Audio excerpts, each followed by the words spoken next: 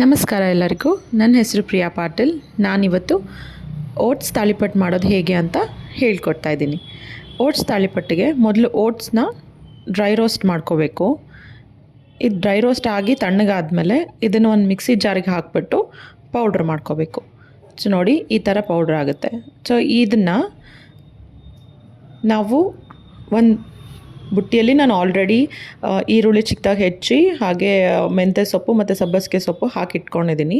So ಇದಕ್ಕೆ ಓಟ್ಸ್ನ ಹಾಕ್ತಾಯಿದ್ದೀನಿ, oats powder. ಹಾಗೆ ಇದಕ್ಕೆ ಕಡಲೆಬೇಳೆ ಹಿಟ್ಟು, ಸ್ವಲ್ಪ ಬಾಂಬೆ ರವೆ, ಗೋಧಿ ಹಿಟ್ಟು, ಜೋಳದ ಹಿಟ್ಟು ಹಾಗೆ ರಾಗಿ ಹಿಟ್ಟು. ಸೊ ಇದಿಷ್ಟನ್ನು ಹಾಕ್ಬಿಟ್ಟು ಎಲ್ಲ ಒಂದು ಸ್ವಲ್ಪ ಸ್ವಲ್ಪ ಸಣ್ಣ ಸಣ್ಣ ಬಟ್ಲದಲ್ಲಿ ಹಾಕಿ ಇದಕ್ಕೆ ಅರಿಶಿನ ಪುಡಿ, ಅಜ್ವಾಯಿನ, ಜೀರಿಗೆ, ಉಪ್ಪು ಹಾಗೆ ಒಂದು ಖಾರ ಮಾಡಿ ಇಟ್ಕೊಂಡಿದ್ದೀನಿ ನಾನು. ಅದಕ್ಕೆ ಹಸಿಮೆಣ್ಸಿನ್ಕಾಯಿ, ಬೆಳ್ಳುಳ್ಳಿ, ಜೀರಿಗೆ, ಕರಿಬೇವು, ಕೊತ್ತಂಬರಿ ಎಲ್ಲ ಮಿಕ್ಸರ್ ಮಾಡಿ ಇಟ್ಕೊಂಡಿರೋದು. ಆ ಖಾರನ ಅದಕ್ಕೆ ಹಾಕ್ತಾಯಿದ್ದೀನಿ. ಹಾಕಿಬಿಟ್ಟು ಒಂದು ಸ್ವಲ್ಪ ಬಿಸಿನೀರು ಹಾಕ್ಬಿಟ್ಟು ಫಸ್ಟು ಇದನ್ನೆಲ್ಲ ಮಿಕ್ಸ್ ಮಾಡಿ ಬಿಸಿನೀರು ಹಾಕ್ಬಿಟ್ಟು ಕಲಿಸ್ಬಿಟ್ಟು ಆಮೇಲೆ ತಣ್ಣೀರಿಂದ ನೀಟಾಗೆಲ್ಲ ಚಪಾತಿ ಹಿಟ್ಟಿನ ಹದಕ್ಕೆ ಇದನ್ನು ಕಲಿಸ್ಕೊಂಡ್ರೆ ಇದಾಯಿತು. ಇದು ಒಂದು 10 ನಿಮಿಷ ರೆಸ್ಟಿಗೆ ಬಿಡಬೇಕು. ಬಿಕಾಸ್ ಕಲಸಿದ ತಕ್ಷಣ ಮಾಡಿದ್ರೆ ಆರೋಗ್ಯ ಇದು ಅನಿಸುತ್ತೆ. ಸೊ ಸಾಫ್ಟಾಗಿ ಡೋ ರೆಡಿಯಾಗಿರುತ್ತೆ. ಒಂದು 10 ನಿಮಿಷ ನೀವು ರೆಸ್ಟಿಗೆ ಬಿಟ್ಟರೆ. ಸೊ ಇದನ್ನು ಇವಾಗ ಈ ಥರ ಒಂದು ಉಂಡೆ ಗಾತ್ರದಲ್ಲಿ ತೊಗೊಂಡ್ಬಿಟ್ಟು ಒಂದು ಬಟರ್ ಪೇಪರ್ ಮೇಲೆ ಎಣ್ಣೆ ಹಾಕ್ಬಿಟ್ಟು ಇದನ್ನು ತಟ್ಟಬೇಕು. ಸೊ ಇದನ್ನು ಒಂದು ಚಪಾತಿ ಸೈಜಿಗೆ ಲಟ್ಟಿಸ್ಬಿಟ್ಟು ಬೇಯಿಸಿದ್ರೆ ಇದು ರೆಡಿ ಇರುತ್ತೆ.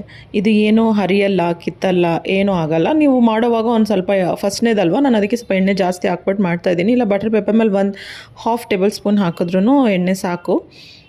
ಸೊ ಹಂಚಿಗೂ ಒಂದು ಸ್ವಲ್ಪ ಎಣ್ಣೆ ಹಾಕ್ಬಿಟ್ಟು ಬೇಯಿಸ್ಕೋಬೇಕು. ನೋಡಿ, ಈ ಥರ ನನ್ನ ನಡಿಗೆ ಬಂದು ಹೋಲ್ ಮಾಡಿಬಿಟ್ಟು ಈ ಥರ ಮಾಡಿದ್ದೀನಿ. ಬಿಕಾಸ್ ಅಲ್ಲಿ ಎಣ್ಣೆ ಹಾಕಿಬಿಟ್ಟು ನಾವು ಸ್ವಲ್ಪ ಬೇಯಿಸಿದ್ರೆ ಚೆನ್ನಾಗಿ ನೀಟಾಗಿ ಬೆಂದ್ಕೊಳ್ಳುತ್ತೆ ಅಂತ.